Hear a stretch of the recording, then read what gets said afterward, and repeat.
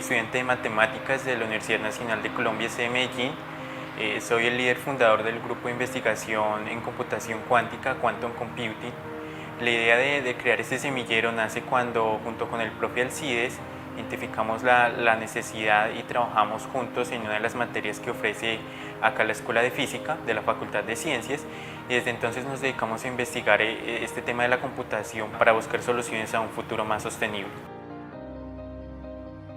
El grupo actualmente lo conforman 15 personas, de las cuales contamos con 2 profesores de la Escuela de Física y Matemáticas acá de la Facultad de Ciencias. Es un grupo multidisciplinar, contamos con estudiantes de diversas carreras y diversas facultades, carreras como física, matemáticas, ingeniería física, ingeniería de sistemas, y estamos asociados a 3 facultades: la Facultad de Ciencias de Medellín, Facultad de Minas de Medellín y la Facultad de Ingeniería de Bogotá, y esperamos que en un futuro poder vincular a nuevas facultades. El enfoque del grupo de investigación se centra especialmente en el desarrollo de conocimientos en el área de la teoría cuántica, la computación y sus aplicaciones en diversas áreas como son la química, la industria, la medicina, la academia.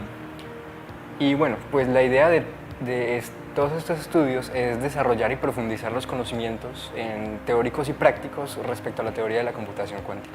Nuestro objetivo general sería promover en la agrupación estudiantil actividades de investigación y que éstas propicien la generación y desarrollos de ideas y proyectos que vayan encaminadas a un futuro más sostenible. Nuestros objetivos específicos comienzan con la divulgación científica, la divulgación entre la academia y la sociedad general, para que llevemos este conocimiento al medio masivo. Nosotros actualmente nos enfocamos en 2 líneas. La primera es la línea de programación y la línea de investigación matemática. Desde la línea de programación nos encargamos de traducir los avances que realizamos en la investigación teórica, en la matemática. Y desde la matemática nos encargamos de identificar problemas actuales, plantearlos, identificar soluciones que nos contribuyan a solucionar los objetivos de desarrollo sostenible. Estamos a la espera de tener una tercera línea, que es la línea de astrofísica, junto con un convenio con la Facultad de Ciencias de la Universidad de Bogotá y con la Universidad Nacional Autónoma de México.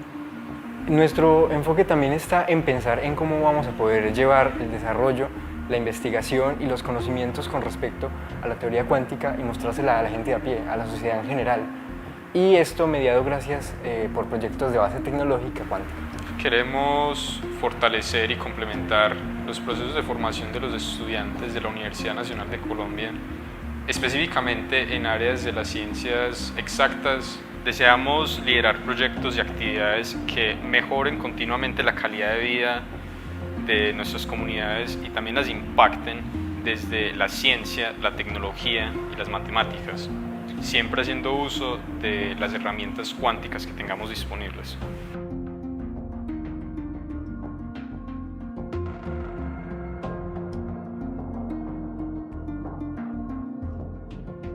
Soy estudiante de Ingeniería Física de la Universidad Nacional de Colombia, en el cual soy un apoyo para el semillero de investigación de mecánica cuántica de la Universidad Nacional de Colombia, sede de Medellín, en el cual en este semillero tratamos de buscar soluciones a problemas específicos, desarrollar amplias soluciones en programación, en la teoría de matemáticas y física.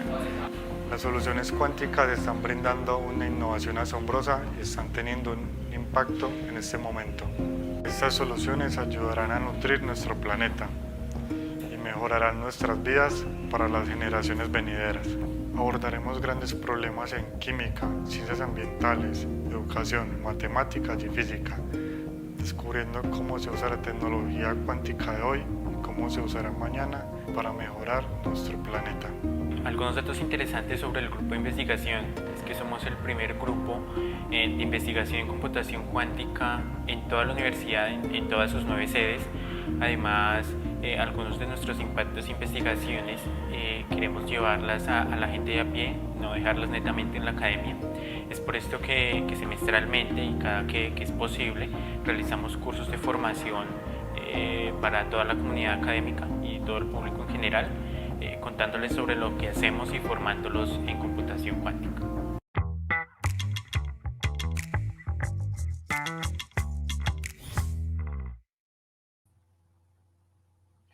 Bien, buenas noches. Bienvenidos al primer curso de computación cuántica que vamos a hacer vía Twitch. Es un placer, pues, para mí acompañarles. Este es un horario que definimos como hace como un año empezamos a hacer unas charlas en Twitch y nos dieron buen resultado.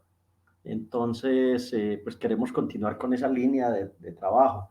Yo soy Alcides Montoya, soy profesor de la Escuela de Física de la Universidad Nacional. Un físico con una maestría en Ingeniería Informática y con un doctorado en sistemas, en inteligencia artificial. Y muy interesado en los temas de cloud computing y de computación cuántica. Me gustan mucho todo lo que son aplicaciones y que se puedan llevar a la industria y soluciones que puedan cambiar este mundo y que puedan llevarnos a resolver problemas graves como el cambio climático, como la posibilidad de reducir la desigualdad y la pobreza que hay en este planeta. Entonces, por eso pues hago este tipo de trabajos. Quienes me conocen saben que tengo mucho contacto con la industria, que trabajo mucho de cerca con empresas, sobre todo buscando que esa triada universidad, empresa, Estado funcione muy bien. Y bueno, bienvenidos, vamos a hacer un curso muy interesante, muy delicioso. Yo creo que podemos empezar con las diapositivas. Ahí está la presentación, vamos a hacerlo relativamente rápido, no nos vamos a demorar demasiado en estas charlas, porque las charlas largas, pues a mí personalmente tampoco me gustan demasiado. Creo que el cerebro con 25, 30 minutos es más que suficiente. ¿Cómo quiero que trabajemos? En el momento en que tengan una pregunta, háganla. Listo. En el momento en que no entiendan algo, pregúntenlo y vamos para adelante con este asunto. Continuemos con la siguiente diapositiva. Vamos a ver los textos de este curso. La idea mía es dictar varias sesiones de estos textos y hacer un trabajo muy serio en computación cuántica. Entonces, es como si ustedes dijeran, no, yo quiero aprender computación cuántica y voy a dedicar media hora, 40 minutos de mi vida a la semana y quiero saber cómo puedo hacerlo. Bueno, este es el sitio. ¿Por qué este es el sitio? Porque el profesor Alcides Montoya lo va a ir guiando desde lo más simple hacia elementos muy complejos. Este será el primer curso que veamos de estos. Espero que no sea el último, espero que continuemos como semillero trabajando y que muchas personas se conecten y que este video también pueda subirse a YouTube y pueda estar dentro del grupo del semillero de computación cuántica y que personas de todo el país aprendan computación cuántica, pregunten. Mi correo es amontoya@unal.edu.co, me pueden escribir a ese correo. De antemano, yo quiero agradecerle mucho a Sebastián, que es la persona que está detrás de cámaras, que está ayudándonos con todo esto, que está trabajando con el StreamYard y que nos ha colaborado mucho. Muchas gracias, Sebastián. Un baluarte tener tu ayuda aquí. ¿Qué libros vamos a seguir? Hay uno que me encanta, el de David McMahon, que es Computación Cuántica Explicada. Es un libro, diríamos, un poco viejito, ¿cierto? Del 2007, pero es un libro muy preciso. Va a lo que uno quiere conocer de computación cuántica. Entonces, ese será nuestro texto guía en este curso. Vamos a hacer muchos ejercicios, vamos a trabajar de él. El segundo texto es un texto de una profesora de la Universidad Nacional, María Carolina Espinel Gómez. Ese texto es Introducción al formalismo de la mecánica cuántica no relativista. Ese texto es muy valioso, me parece a mí, porque tiene una orientación que a mí me encanta, y es que empieza con la parte experimental, por qué llegamos a la computación cuántica, por qué se llegó a la mecánica cuántica, y bueno, yo voy juntando todo eso, se van a dar cuenta y vamos a llegar a unos resultados muy lindos utilizando ese texto de la profesora María Carolina Espinel, que es un texto muy valioso. Y por último está Qiskit. En Qiskit vamos a programar, serán nuestros primeros programitas, haremos cositas muy simples, no vamos a hacer pues grandes algoritmos, estamos en un primer curso y en un primer curso pues lo que aprendemos son las bases y los fundamentos. Continuemos.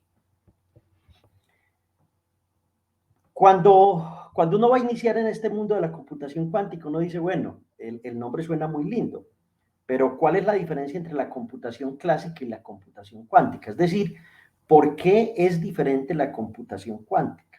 ¿Qué tiene la computación clásica que se ha desarrollado de la manera que la conocemos?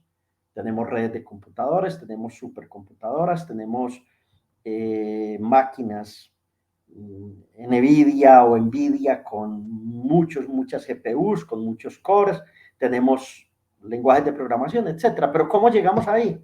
Y es muy bueno que esta charla la enfoquemos a, hey, y cómo llegamos a todo esto, de dónde empezó el asunto. Entonces, vamos a trabajar en esta clase computación clásica. Voy a dar una perspectiva muy histórica, muy bonita, voy a contar algunos detalles. Yo les pido que me disculpen si cometo algún error en los detalles históricos que cuente o si expreso alguna opinión, esa opinión es solo mía, no compromete para nada a la maravillosa institución que es la Universidad Nacional de Colombia. Entonces vamos a ver computación clásica, muchachos, ¿sí? Los que ya son muy fuertes en esto van a decir, pero ¿qué? ¿Cómo empezamos así? No, empecemos así, van a ver a futuro cuando hagamos las comparaciones. Continuemos. Esto todo empieza con un hombre muy maravilloso, George Boole, un hombre que nació en Inglaterra y murió en Irlanda. Este hombre era hijo de un zapatero, era un tipo muy pobre, de una pobreza muy grande. A los 16 años, bueno, primero, no estudió en la universidad, y eso es increíble. Segundo, fue un matemático autodidacta. Tercero, sabía latín, sabía griego, sabía inglés, obviamente, porque era pues de Inglaterra, pero conocía también el francés y era un políglota. Este hombre, a los 16 años, tuvo que dedicarse a dar clases particulares para poder sostener a su familia, porque de verdad era muy humilde. Nació en la misma ciudad donde nació Isaac Newton, ¿sí? Incluso hay una comparación entre los dos. El momento de genialidad de Newton es a los 23 años, cuando cuentan la historia de la manzana, ¿sí? Y el momento de genialidad de George Boole es a los 27 años. Fue tan importante este matemático, jóvenes, que llegó a ser profesor de la Universidad de Cork en Irlanda y murió en Irlanda y fue un hombre que hizo muchos aportes. La pregunta que él se hizo fue muy sencilla. Bueno, dice uno sencilla, pero realmente la solución, y es, él se preguntó cómo podía llevar a la matemática la forma como las personas razonaban. Ese fue su momento de eureka. Y esa pregunta la tuvo en su subconsciente, él no narra, durante veintitantos años y bueno, luego empezó a publicar y empezó a trabajar en lo que vamos a ver o en lo que se denomina el álgebra de Boole. Desafortunadamente murió muy joven, murió como a los 49 años de una neumonía, ¿sí? Tuvo 5 hijas, una de las hijas fue una gran matemática también, y uno de sus nietos fue un hombre también muy importante. Entonces, en la matemática, o sea, una familia de matemáticos, la que construyó Boole. Lo más bravo de Boole es que todo lo que hizo no tuvo importancia durante ese siglo, ¿sí? Es decir, esto se vino a redescubrir fue en el siglo siguiente. Continuemos. Entonces, ¿qué fue lo que hizo Boole? Construyó el álgebra de Boole, hizo unas primeras publicaciones y esa álgebra de Boole da los fundamentos para lo que en la computación se llaman las compuertas cuánticas. Las compuertas clásicas, me equivoqué ahí, estoy hablando de computación clásica.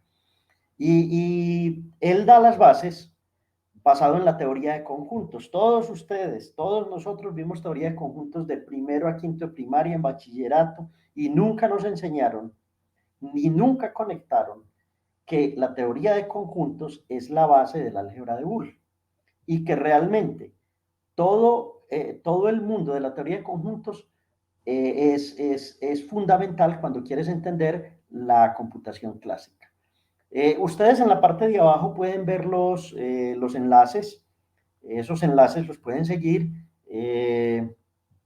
La presentación también va a estar disponible en el sitio web del semillero, así que quien esté interesado puede continuar ahí. Sigamos con la otra diapositiva. ¿Qué fue lo que dijo o lo que escribió Boole? Escribió unas leyes de la álgebra booleana, la ley conmutativa, la asociativa, la distributiva, la identidad, la ley de idempotencia que llama y la ley de doble negación. Y todo eso, chicos y chicas, todo eso es la base de la computación clásica. Pero esto lo escribe Boole por allá en 1830 y tantos y viene a tener importancia un siglo después. Así que piensen ustedes también que muchas de las cosas que ustedes van a hacer, la humanidad puede que no las considere importantes, pero van a ser importantes al cabo de los tiempos, ¿sí? Claramente, pues estamos en otros momentos de la historia, pero eso funciona de esa manera. Continuemos. La siguiente diapositiva muestra lo que yo les decía ahorita, y es cuando Boole quiso matematizar la forma como las personas razonaban a través de proposiciones y a través de todo esto, se basó en la teoría de conjuntos.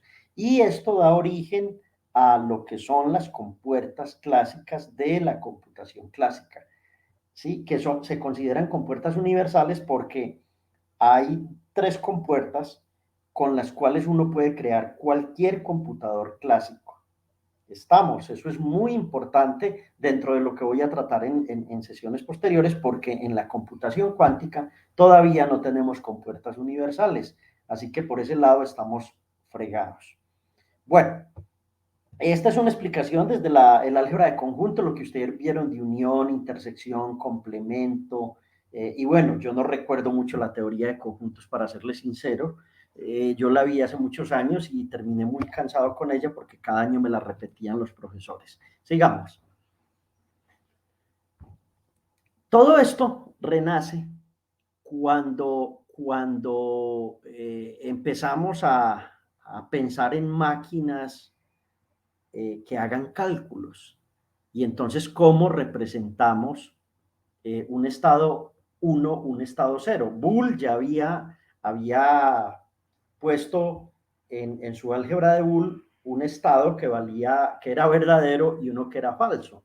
Nosotros vamos a un estado 0 o un estado 1. Físicamente ya todos sabemos, pues la electricidad se inventó hace 130 años, 140 años, y todos hemos manejado los switches, pero en la época de Boole no existía eso. Para nosotros es muy natural pensar en algo encendido, apagado, algo en 0, algo en 1. Es muy sencillo pensar porque con la tecnología hemos adquirido eso, pero para ellos no era tan sencillo hacer eso. Entonces, ¿qué pasó? Los matemáticos empezaron a desarrollar sistemas numéricos con los cuales pudiesen empezar a simular las operaciones mentales que los hombres hacemos, las sumas, las multiplicaciones, las divisiones, las restas, etcétera, etcétera.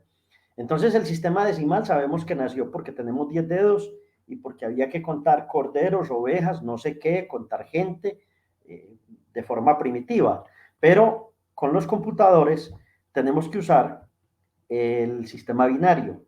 ¿sí? Y el sistema binario es un sistema de posición. Ese sistema de posición lo muestro en esa diapositiva.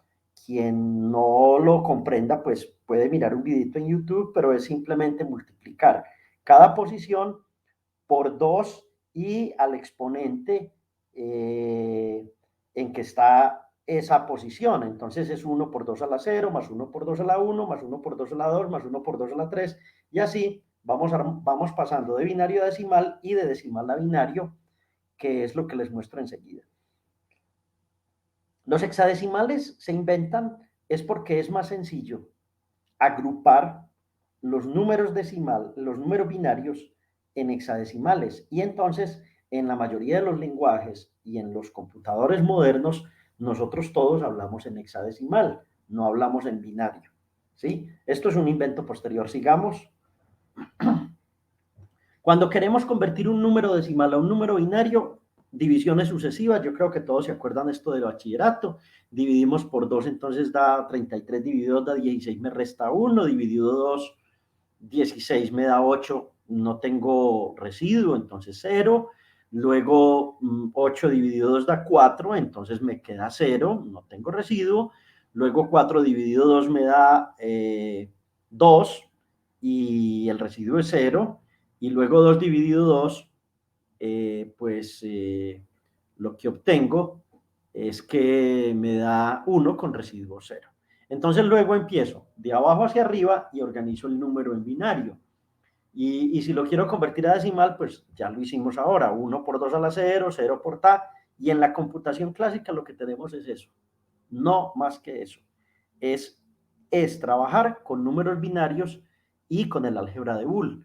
Y lo que los físicos empezaron a pensar es cómo vamos a llevar esto a una máquina. Sigamos.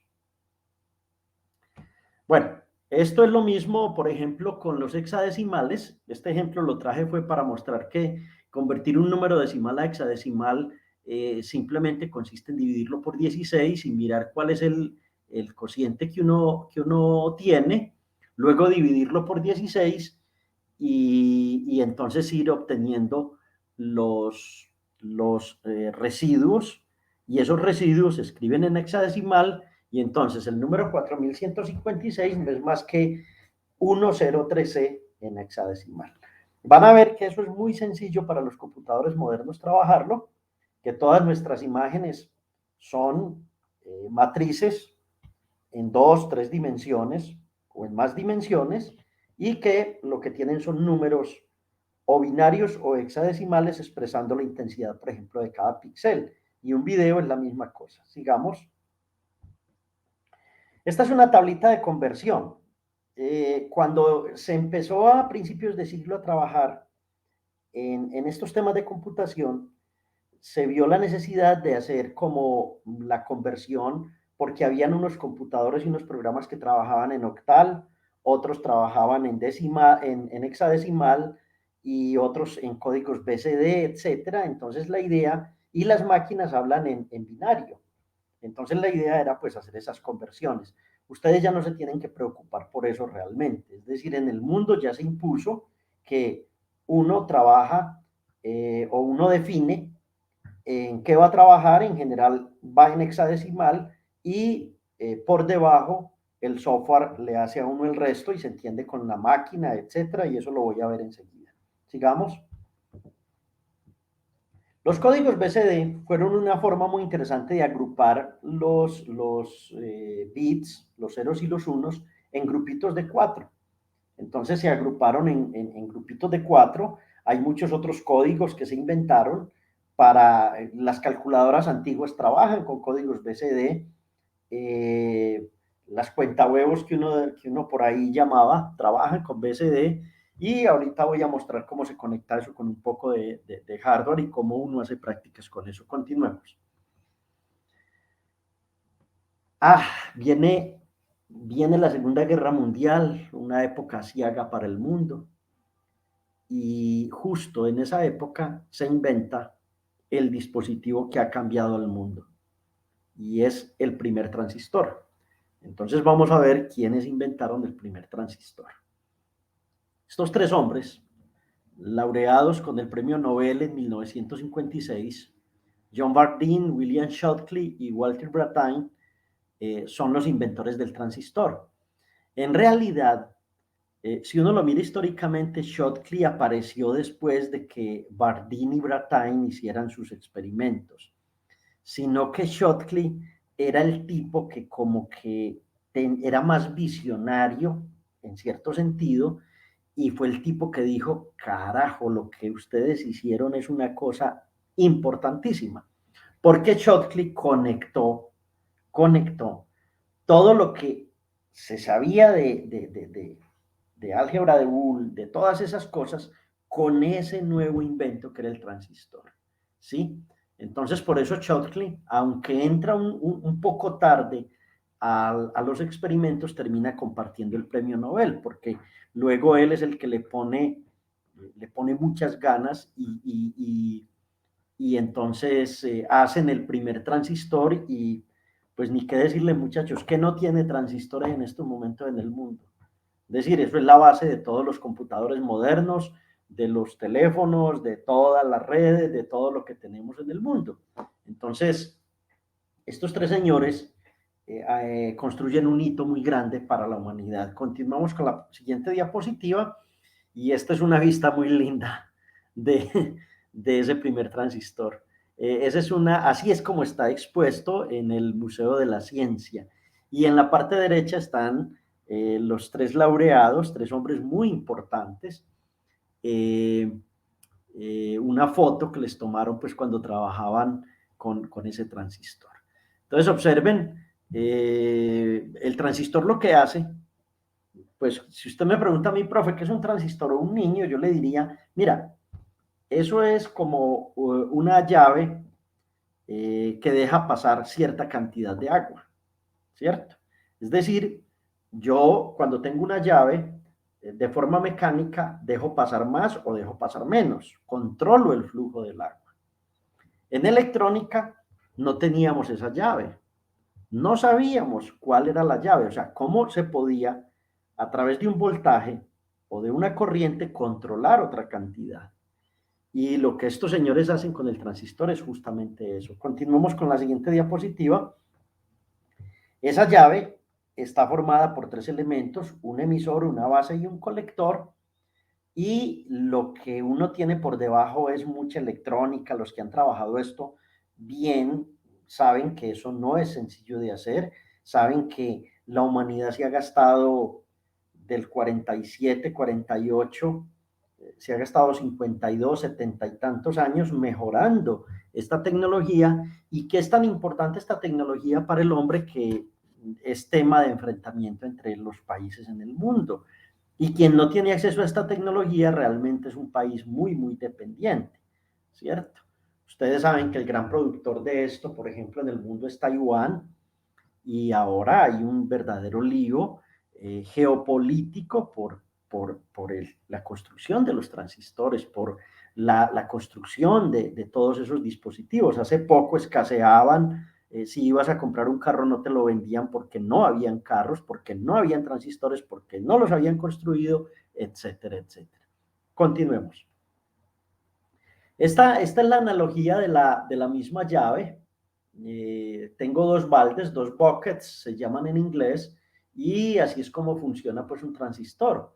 Entonces lo que tengo cuando se encuentran los dos baldecitos es una llave que me permite pasar una cantidad muy grande o muy pequeña. Lo que controlo ahí realmente es el paso de corriente y el voltaje, y a partir de ahí se construye toda la álgebra de Boole y se vuelve realidad, todo el mundo de Boole por este invento del transistor. Sigamos.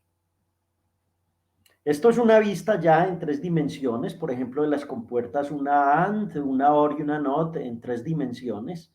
Y estos son dispositivos que uno puede conseguir, y esos son grandotes, pues que uno va a los sitios y consigue los transistores, pero realmente ustedes saben que eso es una tecnología que ya se hacen en términos de 6 nanómetros, hasta de 9 nanómetros se logran este tipo de cosas con una pureza y unos laboratorios que son muy, muy exclusivos. Sigamos. Esta es una vista, por ejemplo, de un conjunto de transistores muy simples. Todos ustedes han visto los displays, ¿cierto? Las calculadoras. Y aquí lo que estoy mostrando es conectando como el conocimiento de ahora de la conversión BCD a un display de 7 segmentos. Ese es de 7 segmentos, lo pueden ver 2, 4, 6, 7. Y con esos 7 segmentos somos capaces de armar todos los números y tenemos ahí una resistencia de 220 ohmios para proteger el display y la conexión a tierra que siempre será fundamental. Entonces, ahí lo que estoy mostrando es que si usted quiere hacer un display de esos, pues necesita un circuito que es un 74LS47, que es un conversor de BCD a 7 segmentos. Y entonces usted empieza a entrarle los valores y él le da la salida. Esa es una aplicacioncita muy sencilla del álgebra de Boole, de los números binarios, de la codificación BCD, como lo llevamos a una aplicación que todos vemos todos los días. Continuemos. Esto ya sí es alta costura, muchachos. Esto se llama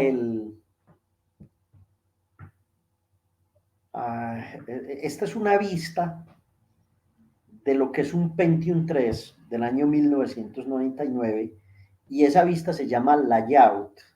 Ese es el nombre que se le da en electrónica, en VLSI, en diseño de circuitos integrados. Ese layout puede tener ahí tranquilamente 6 millones de transistores. Y ese layout es lo que construyen estas fábricas que son altamente especializadas. Una mota de polvo en ese layout y eso no funciona. Por eso esos laboratorios son alta tecnología. Listo. Entonces ahí ya pasamos de un transistor como el que les acabo de mostrar, de una sola llavecita a 4 millones ahí trabajando, interconectadas, haciendo maravillas que ustedes apenas estaban naciendo, muchos de ustedes, cuando ya se tenía este tipo de maravilla que revolucionó Internet y que era el computador, pues el Windows 386 que teníamos, o el primer Linux con kernel 0.98 y éramos felices con eso nosotros en esa época. Continuemos. Como todo el mundo empezó a trabajar en el problema de hacer computadores, de construirlos, entonces Mac, entonces Apple, bueno, Mac es un producto de Apple, digamos Apple, Microsoft, Sun Microsystems, entonces empezó como a estandarizar el asunto. Lo primero que se estandarizó fue, bueno, vamos a hacer teclados, entonces en computación clásica construyamos una tabla de códigos ASCII para representar todos los símbolos que hay en el planeta. Símbolos del lenguaje, claramente. Entonces el 0 es el carácter null, el 1 es el inicio de un encabezado, el inicio de texto es un 2 y así sucesivamente. La campanita, por ejemplo, es el 7 y así sucesivamente se hizo una equivalencia entre todos los símbolos en los diferentes lenguajes con la tabla ASCII para que los lenguajes de programación pudiesen hablar. Bien, sigamos que aquí ya viene una historia más bonita. Un hombre importante, Alan Turing, un hombre con una vida muy maravillosa, pero con un final muy triste por culpa de la estupidez humana. Turing quería resolver un problema grave que había y era, bueno, ¿será que se puede construir una máquina que uno le pueda poner un conjunto de instrucciones y ella realice una tarea con ese conjunto de instrucciones? Ustedes dirán, este profe está loco, ¿cómo se le ocurre en pleno siglo XXI hablar de eso? Pero es que estamos hablando, muchachos, del año 42, 43. Alan Turing resolvió ese problema. Él se imaginó una cinta infinita, la cinta cubierta con símbolos que le dan instrucciones a la máquina. Entonces, esas instrucciones le dicen a esa máquina cómo manipular otros símbolos. Y eso se llamó la máquina de Turing o el algoritmo de Turing universal y es la base de los algoritmos que tenemos hoy.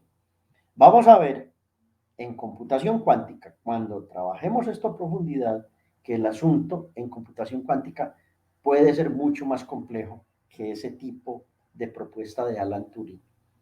Alan Turing tuvo un final muy triste, él era homosexual, eh, el compañero con el que vivía pues le hizo un robo en la casa, entonces él denunció el robo a la policía fue, encontró que era con los vecinos, que era que Alan vivía con el muchacho, entonces lo acusaron y eso estaba prohibido por la época, entonces le dijeron o te vas para la cárcel o haces una castración, le tocó eso. La segunda opción, porque él no quería ir a la cárcel, él era un héroe de guerra, por descifrar las máquinas Enigma y él no aguantó la vida así y parece que se comió una manzana que tenía cianuro en su laboratorio. Se habla de suicidio, hay quienes dicen, la mamá nunca dijo que su niño se había suicidado, dijo, él era tan desordenado en su laboratorio que dejó la manzana y se la comió. Y esa manzana es la base del logo de Apple, ¿sí? El logo de Apple tiene que ver con esa manzana, con esa historia de Alan Turing. ¿Listo? Bueno, sigamos, ahí uno no puede entrar, la historia es historia. Realmente Alan Turing era de los mejores atletas que tenía Inglaterra, muchachos. Alan Turing iba a ir a los Olímpicos de 1948.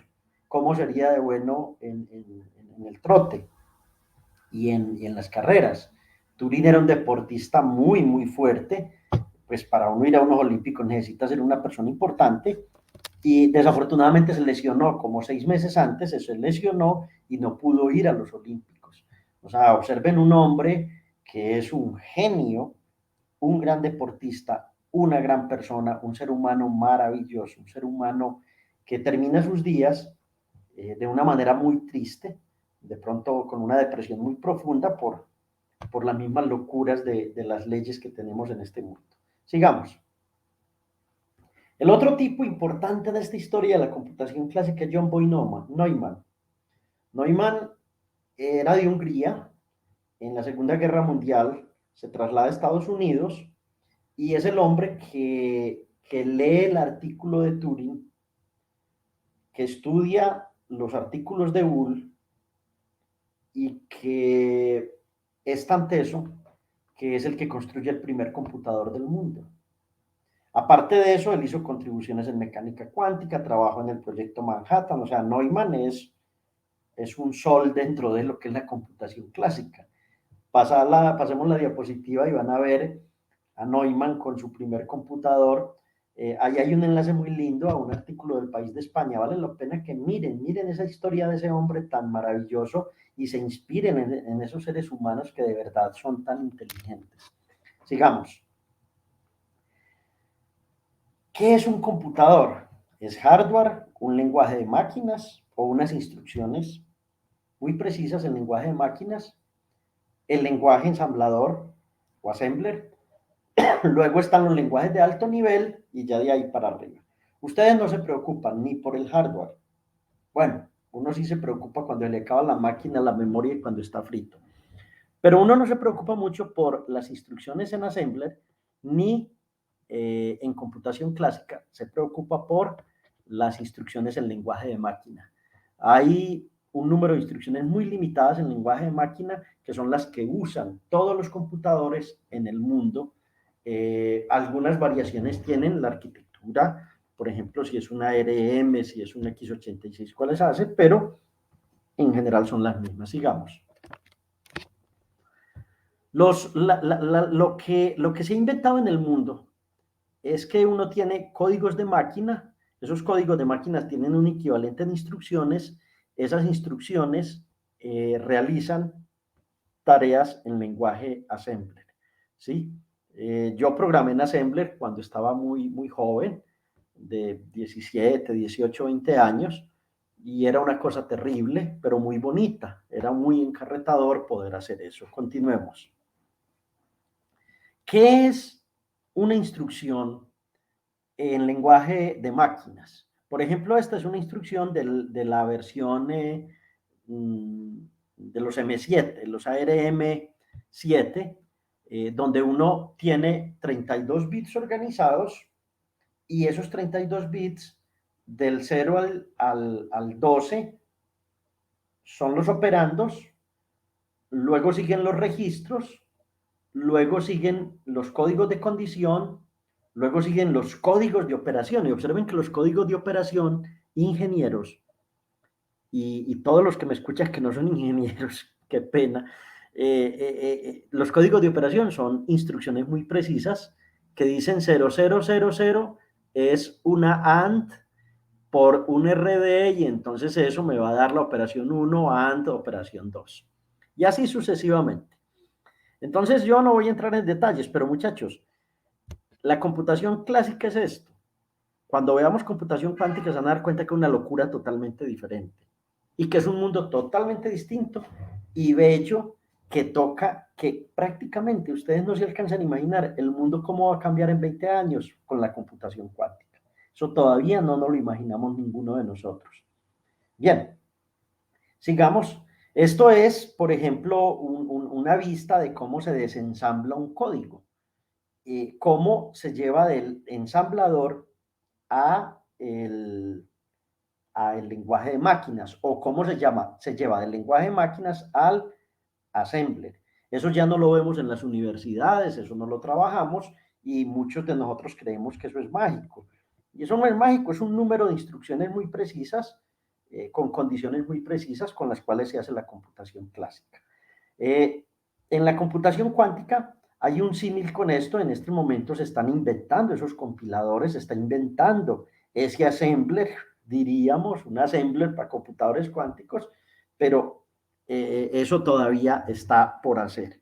No. Hay muchos avances, pero no, casi que también muchos de los avances se están volviendo secretos de Estado, porque como la computación cuántica es una cosa tan poderosa, entonces también requiere o se está protegiendo mucha de la información o de lo que se descubre con ella. Sigamos.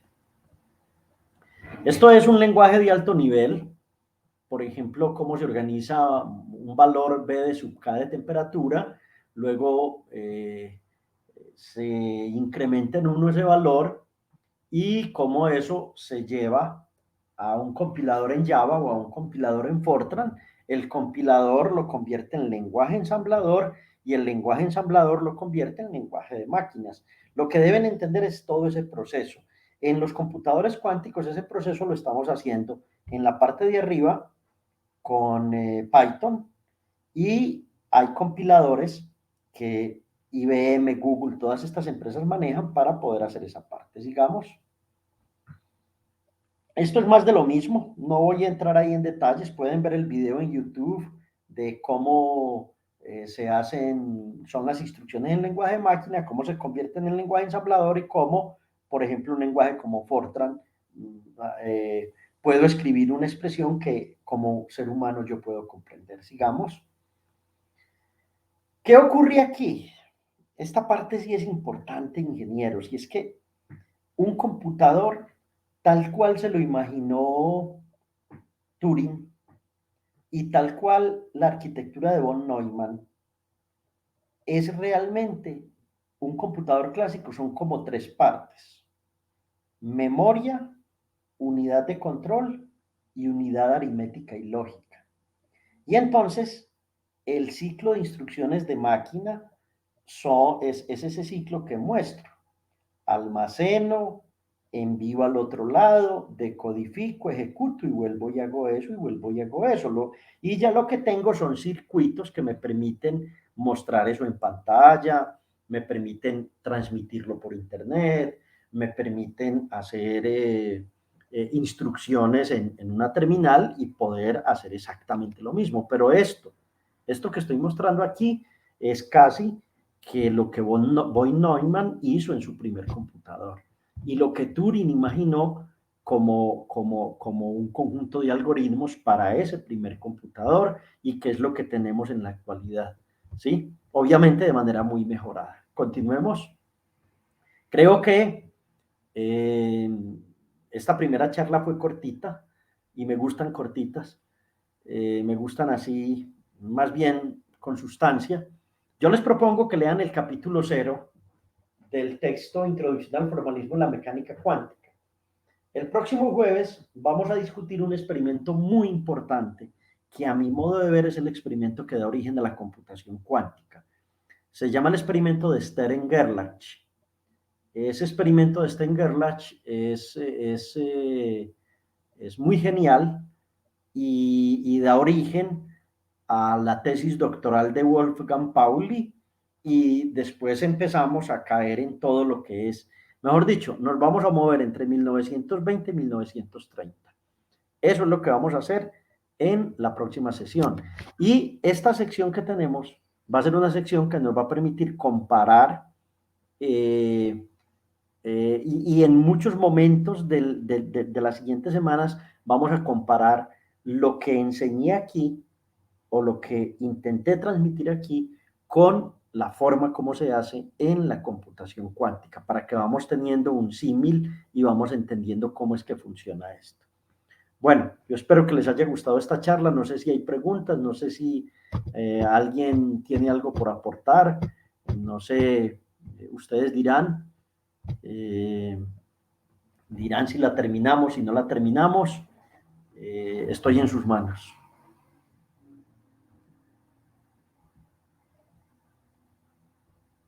Sí,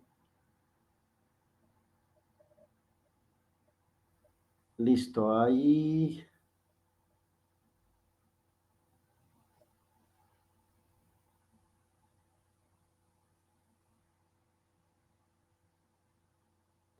Perfecto. Aquí habían algunos mensajes, no sé, ustedes, yo creo que podemos terminar entonces en el día de hoy. No sé, no hay preguntas, no he visto ninguna pregunta, entonces nos veríamos la próxima semana. ¿Listo? ¿Estamos de acuerdo?